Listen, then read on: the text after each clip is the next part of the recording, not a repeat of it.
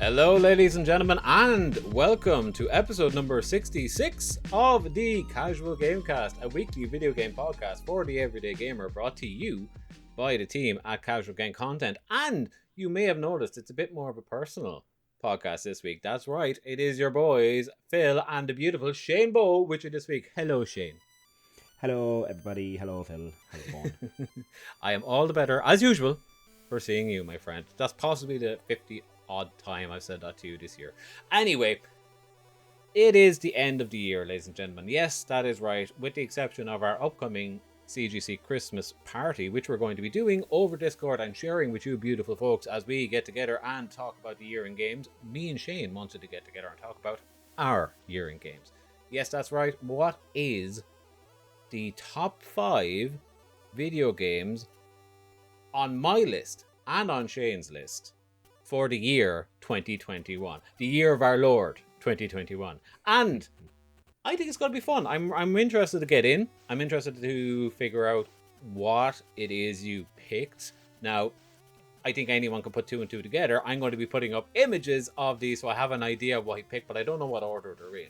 So, you know, just a bit of behind the curtain there. But we've been talking about games all year, Shane. It's been 52 weeks, pretty much, of us talking about games. So, I always find this time of year interesting because I always have an idea of what you're going to pick, but I'm always surprised about how they're ordered or one or two of those picks. So, I'm excited to get into it. But, Shane, when I say the year of 2021 in video games, what stood out to you? What's your take on this year? Was it a good year in gaming? Was it a bad year in gaming? Or, you know, when you look back in years to come, what will you remember? I think 2021 was a year of it was a stopgap year for the gaming industry. You know, there was a lot of COVID pushbacks and things like this, and it was a lot of okay games, some good, some bad, some okay, but a lot of mediocre okay. Just, we need to get games out there to keep the profits rolling in, to keep the profit margins up or whatever. Churn out another Far Cry or churn out another Call of Duty, you know, just the usual generics.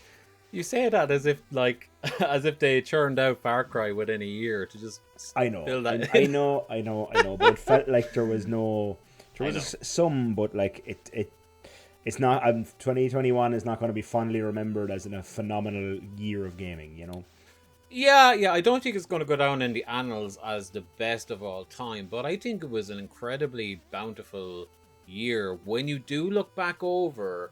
Because we had this discussion offline, you know, or on our Discord, you know, when we were talking about what did we play this year, and I was like, you wouldn't be very surprised about what came out this year when you Google it. There was stuff on there. I was like, what? This year? It was so short and yet so incredibly long at the same time. Yes, I was just thinking that. Unless I played it in the last 3 months, I thought it came out last year, you know? Yeah. And it was bizarre. And as I was going through it, I actually had to cull a lot of games off of my list. So we will have honorable mentions at the end, both for video games that didn't quite make the cut that came out in 2021, and for games that, you know, just took over our lives in 2021 that didn't necessarily release this year, because I think that's important in a kind of a COVID year. You know, we all found our comfort games, or we all found something that we didn't expect to like over these last year or two. And gaming is probably one of those, outside of Netflix binging, it's probably the biggest field for that type of feels, you know? So yeah, with all that being said, and just to touch base, yeah, I've kind of felt pretty much the same as you. It's been a weird year. But all that being said, Shane, let's dive right into it. So, if you wouldn't mind, please play the topic of the show stinger right here and play the thing. I'm just going to say it's the topic of the show. And that's right, ladies and gentlemen. Our topic of the show this week is our personal top 5 video games. As per usual, we're not going to crown a best game of 2021 in any kind of category, because it's a personal thing. We didn't get to play them all. We're not professional video game journalists. We don't get codes. We play games the very same way you guys do. So we have very similar opinions as you guys may have. And you can't play everything, therefore you can't have a say in everything. So this is a personal list. Shane, please, I'm sitting here with bated breath. Let us know what your personal list of top 5 games of 2021 is. So we're going to start out with number 5. And that is Hot Wheels Unleashed. Hot Wheels Unleashed, ladies and gentlemen. That's a surprising one. That not something I would have ever thought would have made your list. Sorry. That was a belter of an arcade racer. An absolute belter. It was just fun. There's nothing. It's not going to set the world on fire for driving mechanics. It's not going to set the world on fire for anything else but being just fun. A really fun arcade racer with jumps and tricks and, you know, drifting to get boost back in your car and all this kind of stuff. And it was Hot Wheels cars. All the cool Hot Wheels cars that you ever had as a kid and stuff were in this game, and you got to race around crazy orange track with them, and it was just fun. Yeah. Have you ever played the Horizon DLC that's Hot Wheels themed? Because I'm wondering what the similarities are, you know? Yeah. This was the first my first Hot Wheels racing experience, apart from playing with actual physical toys when I was a kid. That I had, and like I said, like the only word that keeps coming to mind about it is fun. I've no other way to describe it. Like, it's a solid arcade racer. It's not the best arcade racer. There is better out there. There is Forza, of course, and other games like that. Sure. But it was fun. Like, you were shrunk down to the size of a Hot Wheels, and you were racing through like kitchen cupboards and school classrooms and, you know, construction sites and all this crazy stuff, and everything was giant, and you felt like a little tiny micro man. Yeah, it's just really, really fun. Did it make you kind of wistful for maybe a new Micro Machines or something? Yes, I remember playing a lot of Micro Machines as a kid, like the Micro Machines games and stuff. And I was like, yeah, but there is a Micro Machines game on the PS4, but I never played it. Oh, that's supposed to be really bad, actually. Yeah, Micro Machines World Tour or something like this. But it did make me, you know, I was standing off on a cliff looking at the ocean, longing for Micro Machines to return. We've all done it. Yeah, we've all done it. Yeah, of course we have. But man, Hot Wheels Unleashed, a sleeper hit for Shane Bowe's number 5 of the year. Yeah, definitely. Check it out, everybody. If you like an arcade racer, I really recommend it. Could do a lot worse. You could do. So, take it away. That's it. Take it away. Number 4. Number 4 is a game that I probably would have featured higher if I had finished it. Oh, interesting. What's this? But I didn't finish it. This is Returnal. Returnal! Yeah. Of course. And you never finished it in the end. Oh, I never got back to finish Returnal. I keep putting it on the long finger, and that finger keeps getting longer and longer and longer.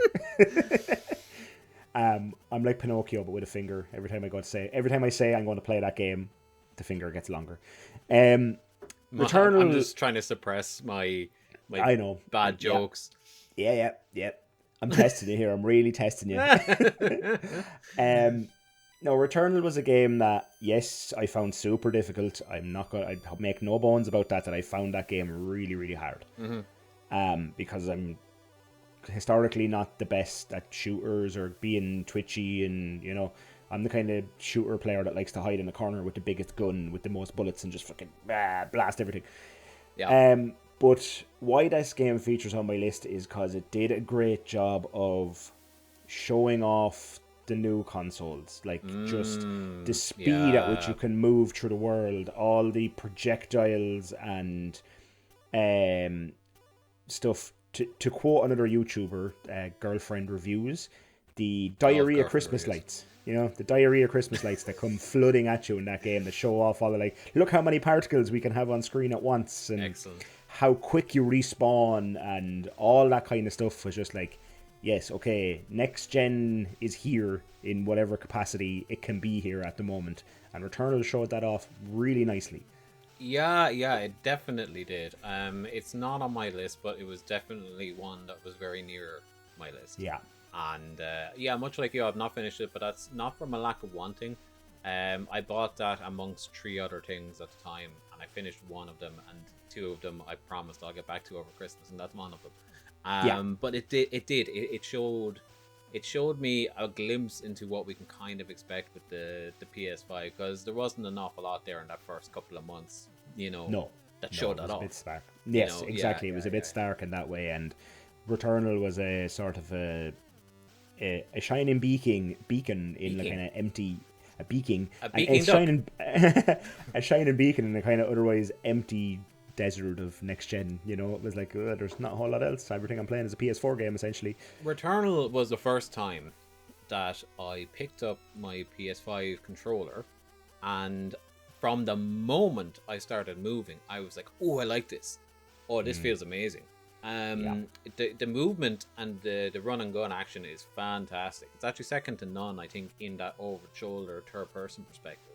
And it really kind of hooked me in terms of mechanic, and it was the first game on the PS5 to do that. So I am excited to get back into it, because from a distance you're like, what in the fuck is Returnal? You're just like, the screenshots and even the trailers don't give you any justice of what you actually get when you get it. And then when I got it, I was like, oh, this is a Housemarque game, or whatever they're called, or Yacht Club, or whatever it is.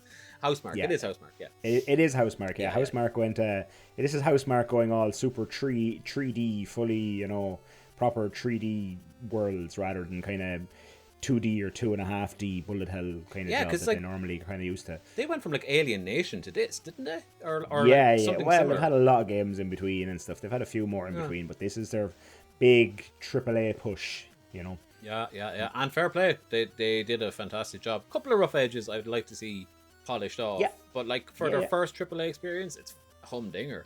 Oh yeah. Absolutely. Yeah, you can really tell that they were given a lot of time with like a PS5 dev kit or whatever, you know. Absolutely. And now they're bought by Sony, in fact, aren't they? So now they're like first party out the door. They are. They're under the Sony umbrella now. A big old umbrella. And never shall they escape. Anyway, Shane, moving on. Yes. Speaking of umbrellas, number 3, I think people might have already guessed if I'm speaking about umbrellas, is Resident Evil 8 Village. Ooh.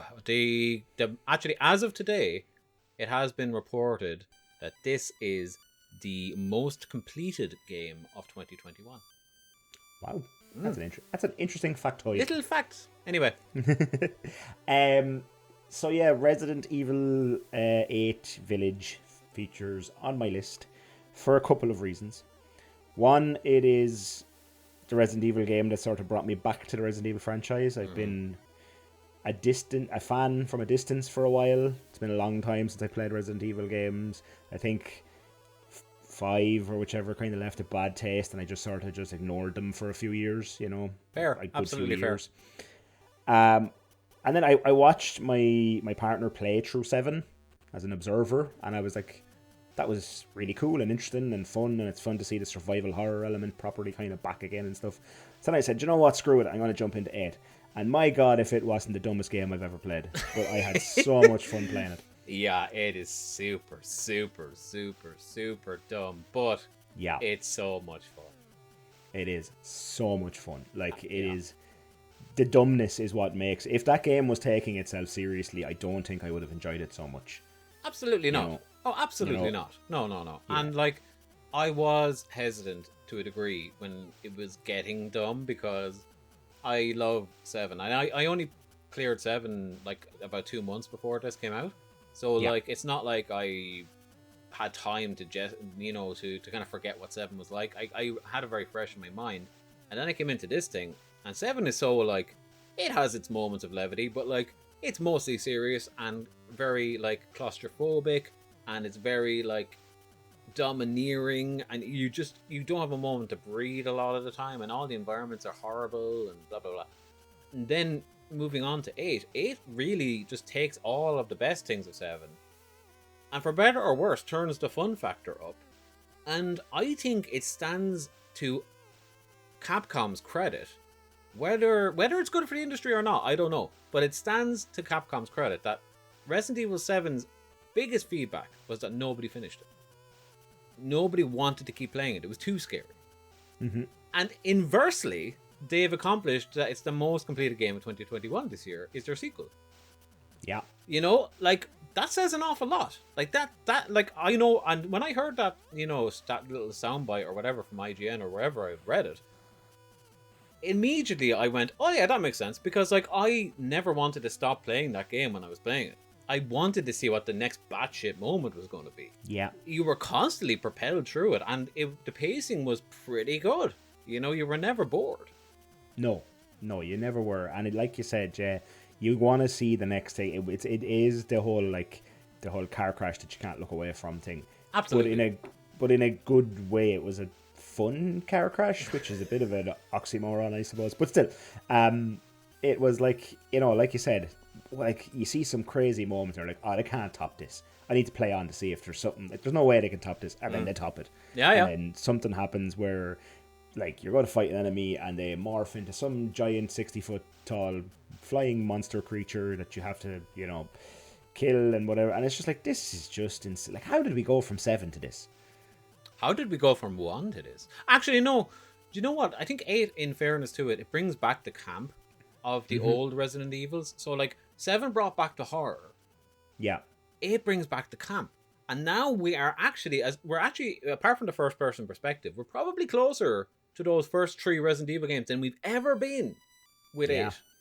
Yes, I think so.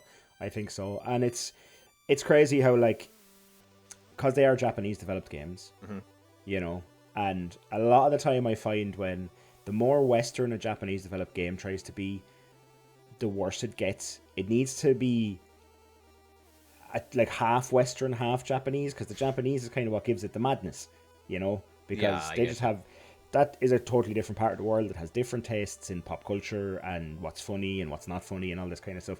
And a bit of that combined with the Western thing makes us go, okay, this is a game and a story I understand, but then I get moments of, what the fuck is that?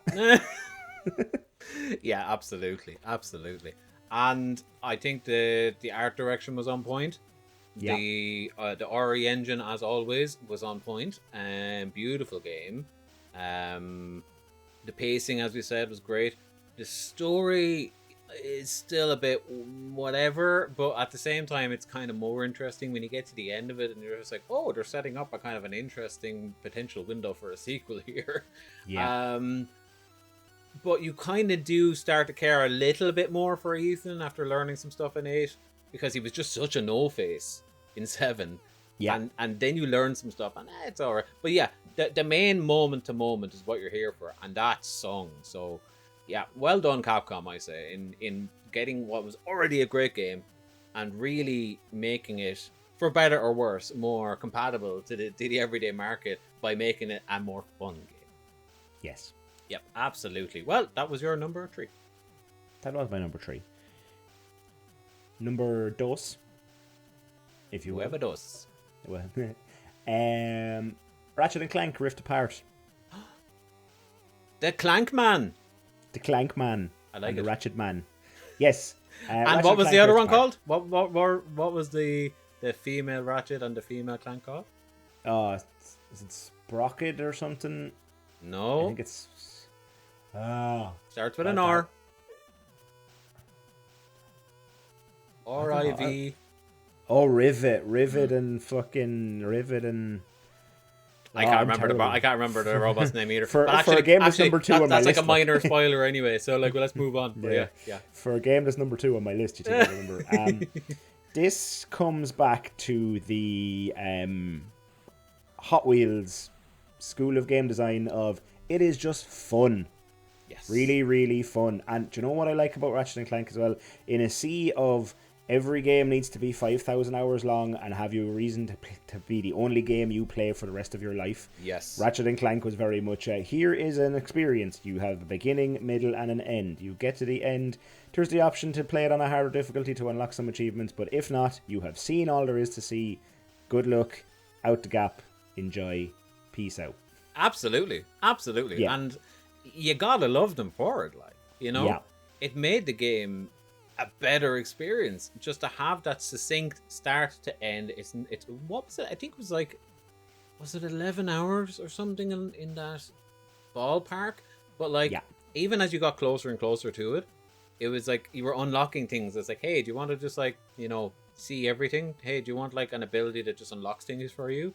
And like, we're not going to stop you from getting trophies. You just do that. If your time is more valuable spent elsewhere, we don't want to restrict you from seeing the rest of the game. So there was a lot of these things as well. So you could make it an even shorter experience if you wanted to, and not suffer any penalty. Exactly.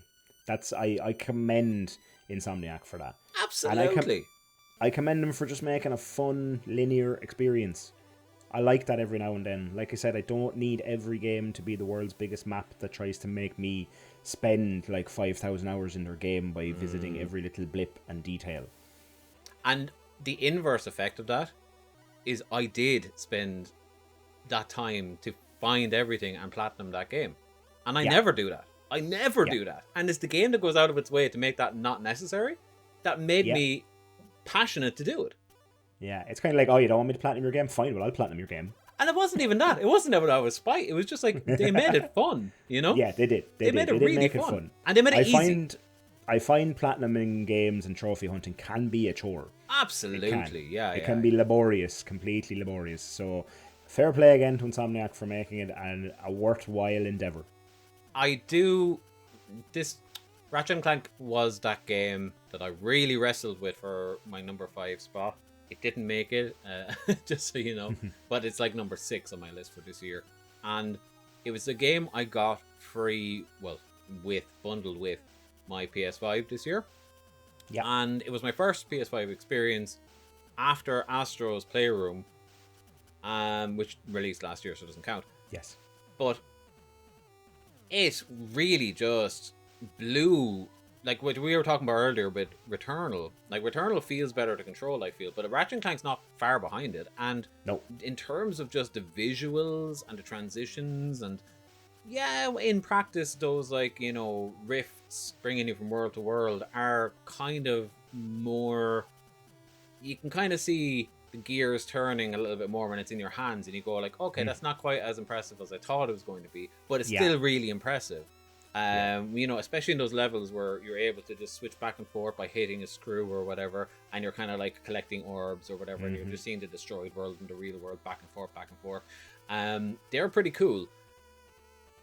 And it really just kind of felt like, oh, this is an example of what a PS5 game is, because it never came out on PS4.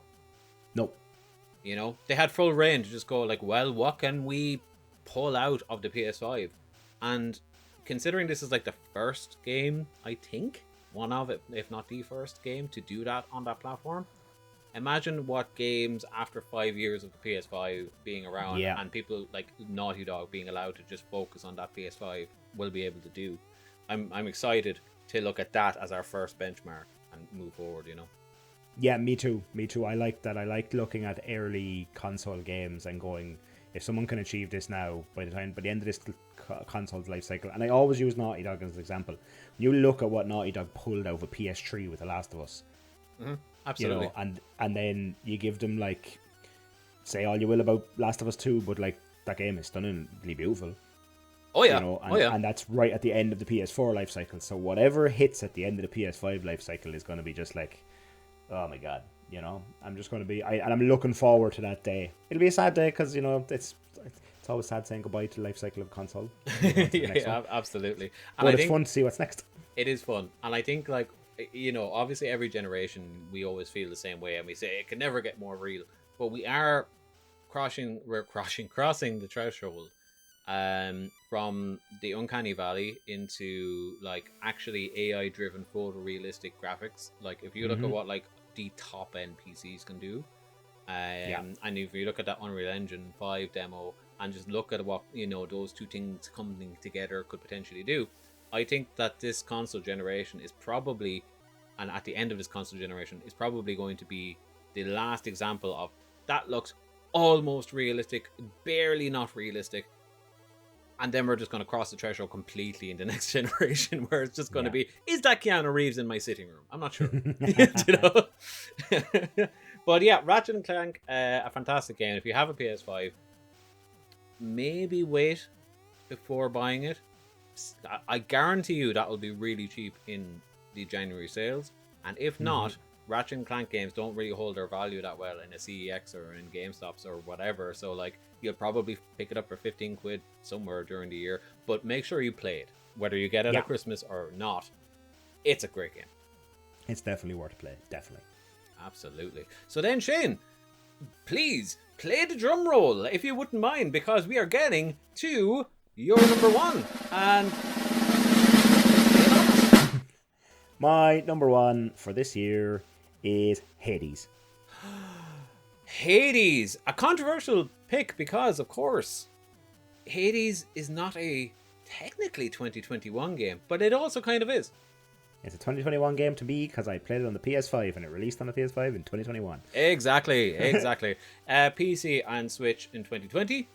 And everywhere else on 2021. And even though I actually bought it on the Switch on launch, I was waiting until I could beat the other games from that same publisher, and then I get to it, and I didn't get to it until this year, and it was on Game Pass by that point. So I also played the next gen version first. So I feel your pain. But Shane, tell me, why is Hades on your list? Hades came out of nowhere for me. Like I from 2020, I'd heard all the hype and the talk, and everyone was giving it Game of the Year, this and awards that, and all the stuff. Well deserved, don't get me wrong.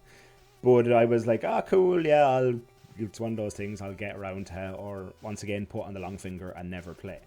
Yeah. And then a friend was like, here, I have Hades, borrow it, play it, stop wasting your life and just play Hades. Do it now. So I did. Yes, so I did, and I was like, damn, this is a good game. Absolutely. Really good. Absolutely solid across the board. Voice acting, storytelling, art style, gameplay, controls, mechanics. Absolutely, like, just unbelievable. And I enjoyed every minute with it, and I never felt like I was being punished too much with it being a roguelike, Yep. Which is great, because I find with roguelike sometimes I find the punishment too severe for failing. But with Hades, I never felt that way. I always felt like I was progressing and getting a little bit stronger to tackle the challenge and get a little bit further every time. Yeah, that makes sense. Sense. And like, I can completely reflect your feelings because I played through it as well this year. And I had it on my big laundry list of games for this year, and then I took it off because I felt bad because it came out the year previous. But I had to wrestle with myself on that because, like you, I didn't play it until this year, and the version I played wasn't out until this year. So I think it's a completely valid choice. But I just looked at all the other games that I would have to cut one from, and I just couldn't justify it. But it was right up there. It was like it really is on the top of my honorable mentions list because Hades is phenomenal. It's so good. Like every single piece of direction in it is on point. There is nothing wrong with this game. Do you know? There's nothing I can point at and go, they could have done better. Like, nope. And it's really like a 10 out of 10 in terms of what is a video game. Hades, Yeah, exactly. If you were to be studying video games in college or whatever, I was a lecturer, I would definitely on the PowerPoint projector or whatever would be some Hades for sure. Give me some Hades. So did you get all the endings, get to the very end, all that stuff? I did not. I didn't do that. I'm not gonna lie and say I did. I did not. There's no point in telling you otherwise. I drifted off and started playing something else. Sure. But I seen a hell of a lot of that game, and I got to the end a hell of a lot of times. Hey, you don't have to get to the very, very end of something for it to be your favorite. Like, that's exactly. And as far as I'm concerned, I played enough to know to put it number one. You know what I mean? I played enough to know that it was number one on the list. And the fact that it kind of, even though I knew there was lots of hype around it, for me it's still, in terms of what I'm into, it came out of nowhere and surprised me. Yeah. I get that. Yeah, I can't disagree with you either. I think that it's 100%. If it's on your list at all, for this year, I think it deserves to be number one because it definitely is the best crafted video game I have played probably ever. Yeah. So yeah, that's the hot take here, I guess. Awesome. So that has been your top 5. So to recap, I believe it was, and correct me if I'm wrong, Hot Wheels at number 5. Yeah. Number 4 was Returnal. Yeah. Number 3, Resident Evil Village. Yep. Number 2, Ratchet and Clank: A Rift Apart. Yep. And at number 1, as you can see in the video above me, and as you've heard in the audio, Hades. That's the one. That is a solid 5. That is a solid 5. If you, ladies and gentlemen at home, have a PS5 in particular, you have access to all of those video games. And if you bought any or all of them, you're going to have a fun-ass Christmas. But yeah, with that, will we take a really, really quick break? And then we'll come back and I'll give you mine. Let's do it. All right, sweet. So if you wouldn't mind, play that thing. Hey there! If you want to keep up with all things casual game content, you can do so in a number of ways. The easiest way to do so is to follow us on all of our socials at Casual Game Co. Not content because you only get 15 characters, but hey, what can you do? At Casual Game Co. That's at CASUALGAMECO. Can't be any simpler than that on Twitter, on Instagram, and on Facebook. And when you're at Facebook, look for the group, the Casual Game Community. It's a good bunch. We're going to love you. Come on by. If you could do us a massive favor, like the podcast, review the podcast, and just tell a friend about the podcast. It goes a long way. And you can find all of our content on podcast forums, wherever you get your podcasts, by searching for Casual Game Cast. Thanks again for all of your help and all of your support. It means the absolute world to us. Now, back to the show.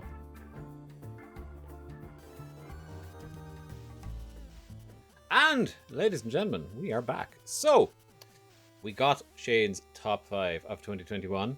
And it was quite the top 5, if I do say so myself. But are you ready for my top 5? No, I think we've heard enough, Phil. Okay, yeah. With all that, thanks for listening. Bye-bye! Yeah, thanks for listening, everybody. All the best. Stay casual, all that type of stuff. Yeah.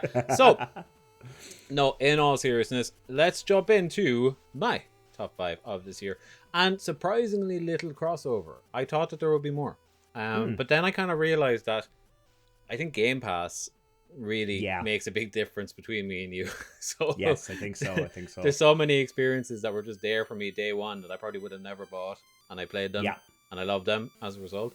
And I've so many honorable mentions as a result, so I won't really dive into any of them. I'm just going to list them off when it comes to it. But you can see in this list immediately where Game Pass came in. Right, so first and foremost, my number 5 for 2021. And this is a game that I forgot came out in 2021. And I think it's probably one of the best like games as a service or games as a whole that was ever kind of made, because it's so up my alley.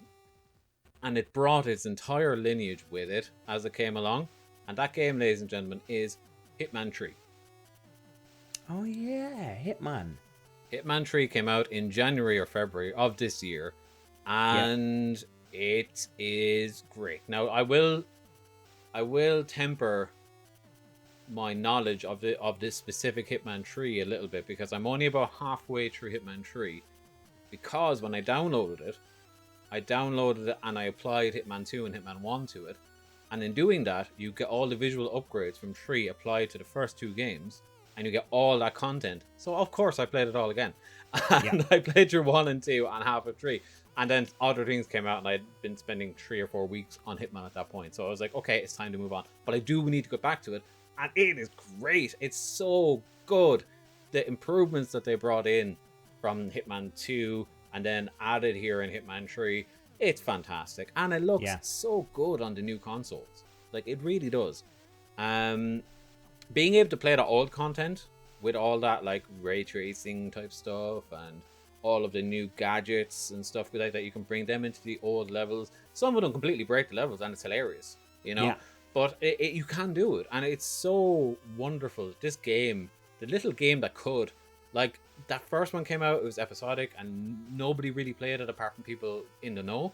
And people weren't sure whether they were ever going to make a second one. They made a second one, and they had all those licensing disputes and what have you. And people were like, I don't know, will we ever get a third one? They make a third one, and it's fantastic, and you can play all of them in it.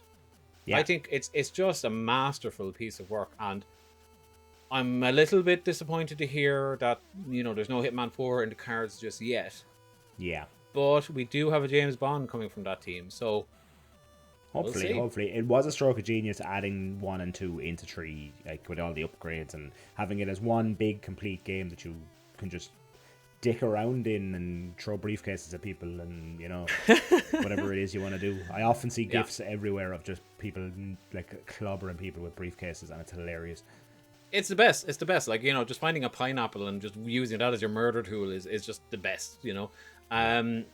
It is an infinite game as well. You know, like, not only are you able to bring in 3 games worth of content into one, and keep an eye out over Christmas, this game will be on sale, and the 2 ones before that are always on sale for super cheap, and that's like think of that like a €5 and €10 piece of DLC that adds an entire game into your game. Seriously, if you've not played these games, you owe it to yourself to try them, or to at least buy them, because one of these days you're going to be into playing this. They're that good. But yeah, because you can kind of make your own fun in there, and because they keep making random challenges and stuff, you could just buy that game and never buy another one on your Xbox again, and you would be pretty happy. Yeah, you know, definitely. Excuse me, but that is my number 5 of my top 5. But to get Hitman out of the way, I had to give it a call out just because it was so good. Like, that's why I was like wrestling with my number 5. I was like, yeah, I get you. I couldn't give Hitman the chop. I just couldn't. But my number 4 was a game that I did not think I would see this year, and that is, excuse me, I have to cough. I'm very sorry. Is Metroid Prime, or Metroid Dread even. Yes, Metroid. To see, because I don't own one, like the Nintendo never even occurred to me to pop up here in this. Anything from Nintendo never occurred to me to pop up here from either of us. Absolutely.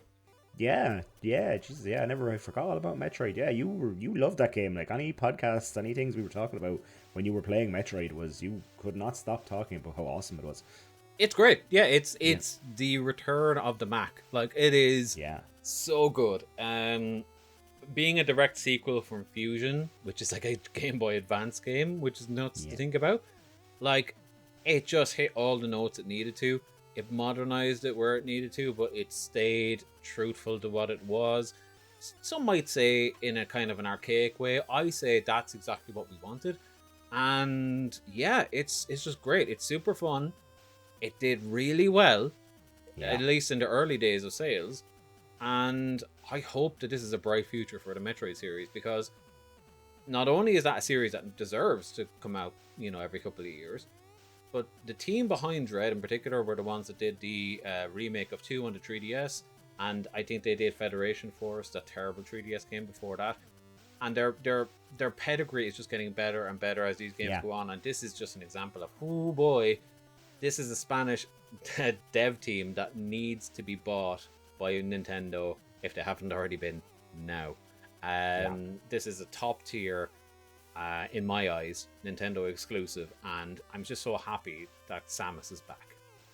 Yeah, I think you and a lot of people are happy that Samus is back. Not just you. I think a lot of people are happy that Samus is back, and it gives everyone hope for, is it 4 or Prime 4? Prime 4, yeah. Prime 4, yeah. I think it gives everyone a lot of hope for that. Even though it's a different dev team, I think it still gives people hope. Absolutely. And it must have been hilarious for like fathers and mothers all over the world to explain to their children why the character from Smash Brothers has their own game now on the Switch. Yeah, actually. You know? It's, that whole thing of, when I was a kid, there was a Metroid game and Samus and all this, and they're just like, yeah, shut up, old man. Yeah. The next time we can look forward to that is, crossing our fingers should we ever get another decent Star Fox game. And then that same conversation needs to be struck up again. But yeah, it's great. If you have access to a Nintendo Switch, do go out and get that. That 100% will be reduced in the January sales. So get out there and get it. It is super, super good. And it really works well on that small Switch screen, because they did design it like a GBA game in a lot of ways. Yes. Absolutely. And that is that. So I'm looking down at my notes because I don't know off the top of my head what each one is. I have to do the same thing. So, my number 3, my nueve tres, is the same as yours, would you believe? And that is Resident Evil Village. Or Village. I had a feeling there would be crossover. I didn't know it'd be the exact same number. It's the only crossover, and it's the exact same number. Yeah, that's pretty good. Village hit us both, obviously, right in the middle of our appreciation levels. We knew it had to be on our list. It wasn't our top, it wasn't our worst, it was right in the middle, Yeah. But no, for all the reasons I said when you were talking about Village, it deserved to be on the list. It is just phenomenally fun, and it's definitely the first game I cleared this year, because it came out in February, I believe. And it's the first game I couldn't put down. Yeah. And for that reason alone, it's my number 3. And I won't wax poetic about it anymore, because we've already talked.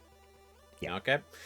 Okie dokie. Moving swiftly on. So, my number 2 of 2021 is a recent edition, one that the multiplayer got shadow dropped very recently, and the campaign came out even more recently, and I have not been able to put down the multiplayer, is Halo Infinite.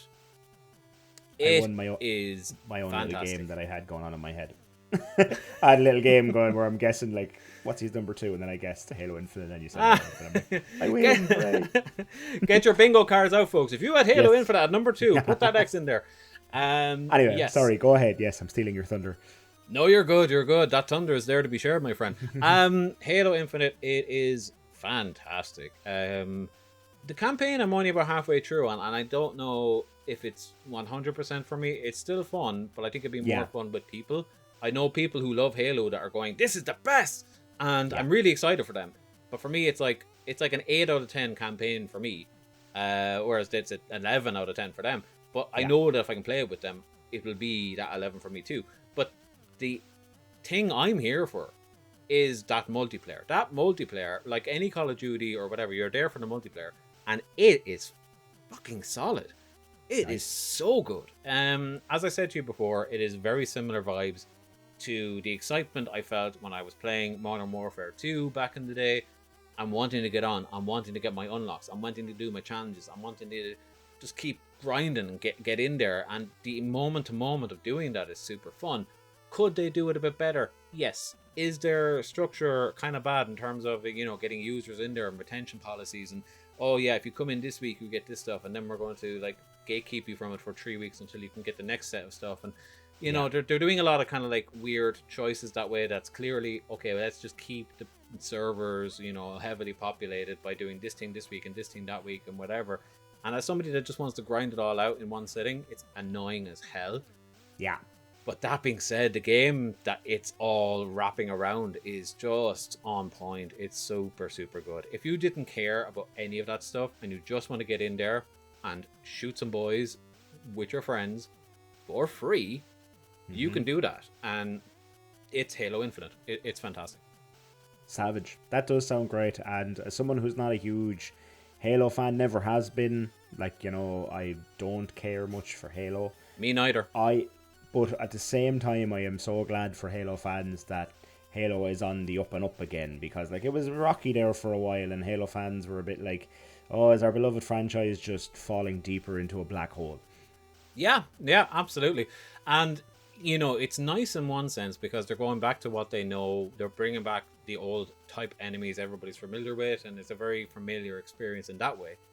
And then in another way, it's a more personal story that's been told in the campaign, and it's an open world-esque type situation. And even though I have my kind of niggles with it, I think that is definitely an improvement over the last couple of games from my understanding. And it is the direction that game should go.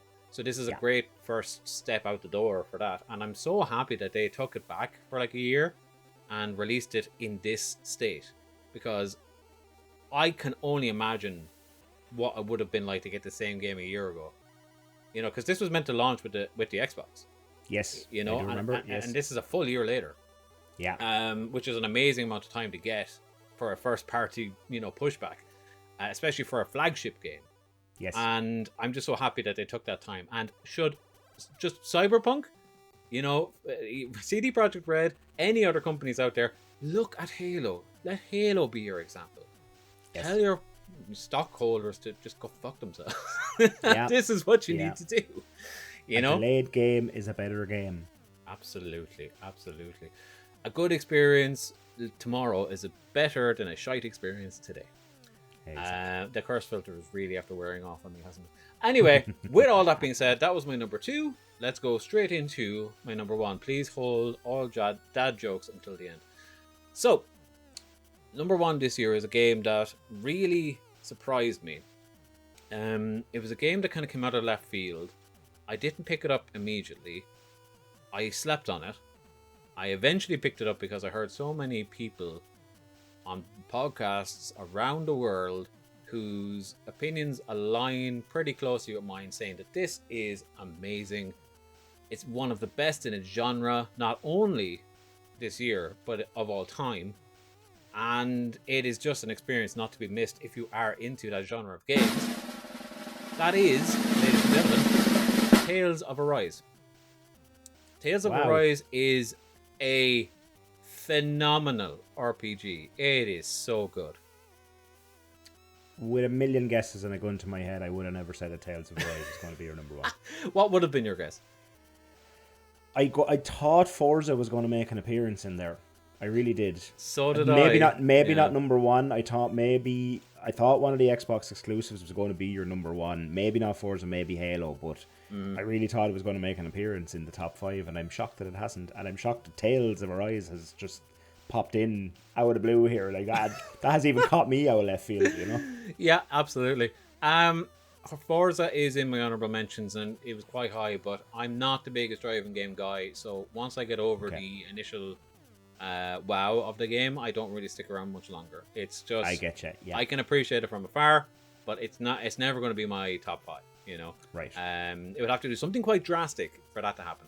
But for you, absolutely, I could see that being your number 1, you know? But for me personally, it's just not top 5 material.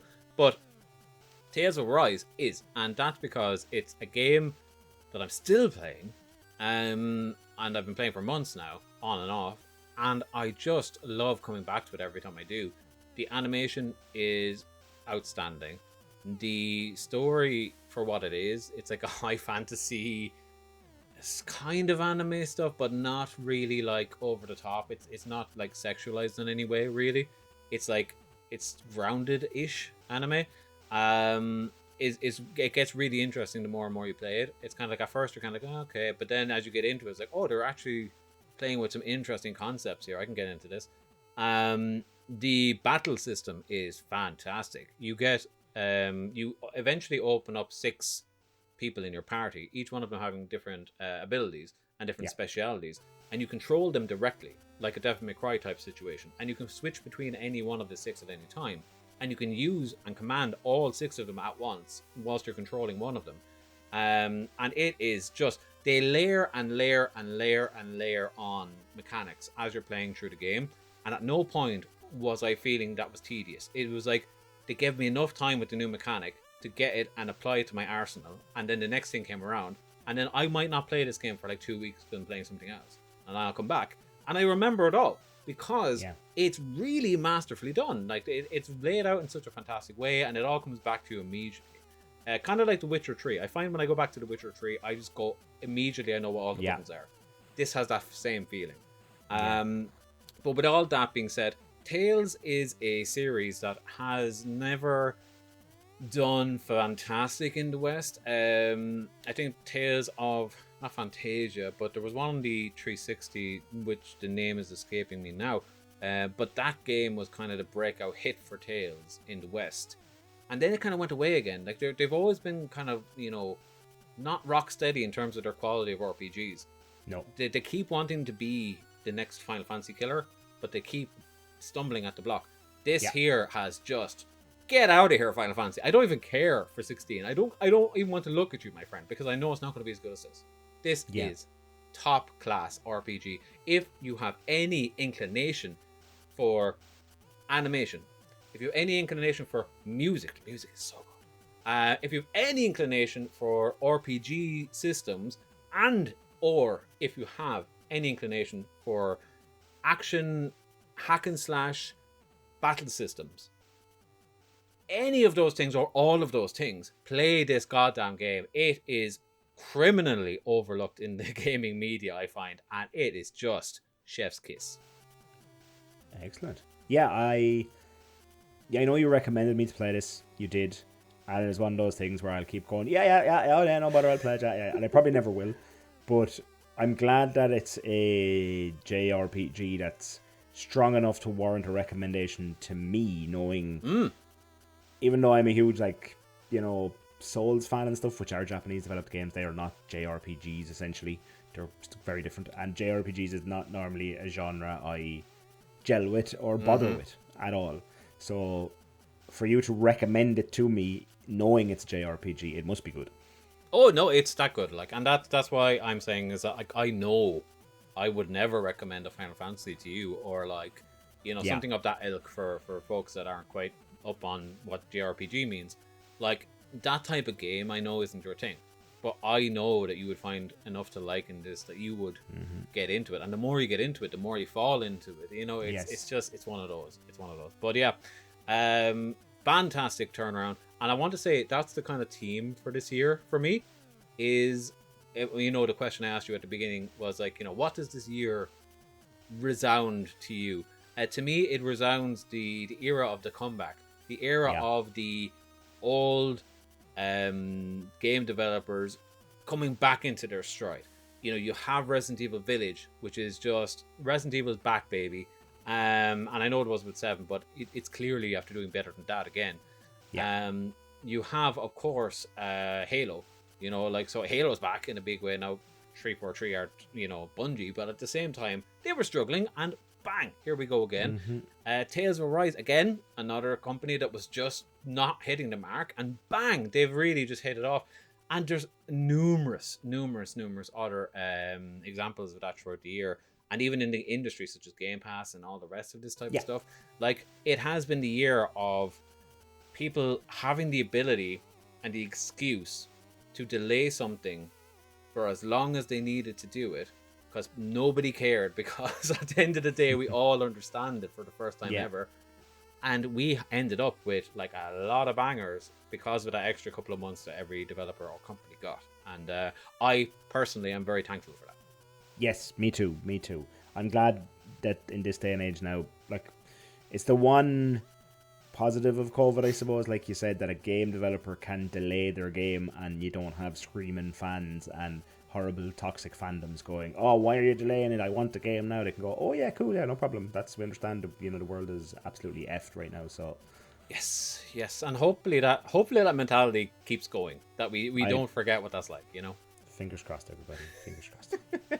But with that has been my top 5 of 2021. And just to recap on that was number 5, Hitman 3. Number 4, Metroid Dread. Number 3, Resident Evil Village. Number 2, Halo Infinite. And number 1, Tales of Arise. A shocker to Shane. He is still aghast. He is still mouth open to any of the audio listeners at home. Oh my God, we could throw a soccer ball in there, ladies and gentlemen. But yes, with all that being said, that has been our 2 top 5. So before we depart, and we won't stay here long, because I know, Shane, you have got to pack up that sleigh. You've got to put all of those bows on those presents before the night is done, and you can fly around the world. And I'm just losing track of this now, so I'm sorry. Let's dive in really quickly and just list off any honorable mentions, shall we? Do you want to start? Yeah, so I have 3.5, because one, I'm a little iffy on whether I actually played it this year or not, because the last 2 years have been a blur of everything. First of all, Far Cry 6. Not the greatest game in the world, but did exactly what I wanted from it. It was dumb and fun, and I could switch off my brain and kill things. That's all I wanted from that game, and I got it. Yeah, completely can see why that wouldn't be on your top 5. Yes. Assassin's Creed Valhalla, because I only played it this year. That's one of mine as well, in terms of only playing it this year, yeah. Yes, and it pulled me back into kind of Assassin's Creed for the first time in a long time, and I really enjoyed it, had a ton of fun, and I'd recommend anyone give it a try. I think it's great crack. Yeah. My other is I jumped back into No Man's Sky this year with all its magical, wonderful updates and everything that went along with it. All its doodads and bells and whistles and everything, and that game has come on leaps and bounds, and it is a savage survival sandbox builder, creator, explorer, all the genres smashed together game. Yeah. I mean, it was a great forever game. You spent like so long in that beginning of the year. I got so lost in it. Anyway. The other one is because I know I played this game during a lockdown, because we've had many of those in Ireland. I don't remember whether it was a lockdown this year or last year that I played Hollow Knight. I think that was this year. I think so, and then. But that was why I said like 3.5, because the half is not sure. But Hollow Knight was one of those ones that, like, it's a Souls like Metroidvania, really fun, really challenging. That game frustrated me to no end, but I kept coming back, and that I think shows the mark of a good game. That even though it was, because it's difficult and it was frustrating me and I was finding it really hard, I kept like coming home from work and going, no, I'm turning on Hollow Knight, I'm giving it another go, I can do it, and I had a really good time playing it. Yeah, because when we started this podcast, you had mentioned that you tried Hollow Knight, but you didn't like it or something.